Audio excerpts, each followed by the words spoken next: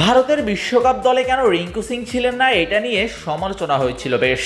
একে তো টি-20 দলের নিয়মিত সদস্য, তার উপর রিঙ্কু যে ফর্মে ছিলেন কম বেশি সবারই প্রত্যাশা ছিল নিয়মিত ওই বিশ্বকাপের একাদশেই থাকবেন তিনি, কিন্তু জায়গা হয়নি স্কোয়াডেও। দলের সাথে আমেরিকা এবং ওয়েস্ট ইন্ডিজে গা গরম করেছেন ট্রাভেলিং রিজার্ভ হিসেবে। দলে জায়গা না পাওয়ায় স্বাভাবিকভাবেই হতাশ হয়েছিলেন এই হার্ড হিটার। তবে ক্যাপ্টেন রোহিত শর্মার কিছু কথায় অনুপ্রাণিত হয়েছিলেন এই ব্যাটার। কি এমন বলেছিলেন রোহিত যে মাইন্ডসেট পরিবর্তন হয়ে গিয়েছিল রিঙ্কুর? দল ঘোষণার পরে রোহিত ভাই আমাকে বললেন, এখনো অনেক সময় আছে, তোমার বয়স কম, সামনে আরও বিশ্বকাপ আসবে, প্রতি 2 বছর পর পর টি-20 বিশ্বকাপ হয়, তাই চিন্তা করার কিছু নেই, খালি পরিশ্রম করে যাও, সামনে অনেক বিশ্বকাপ তুমি খেলবে।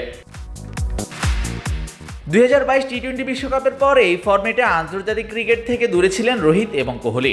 বিশ্বকাপের আগে তাদের সাথে খুব একটা ড্রেসিং রুম শেয়ার করা হয়নি, তবে যখন খুব কাছ থেকে দেখেছেন তাদের নিয়ে কি মনে হয়েছে রিঙ্কুর? রোহিত ভাইয়ের ক্যাপ্টেন্সি আমার খুব ভালো লাগে, বিরাট ভাইকেও ভালো লাগে। বিরাট ভাইয়ের আগ্রাসন অনেক বেশি, রোহিত ভাই শান্ত, আমিও শান্ত।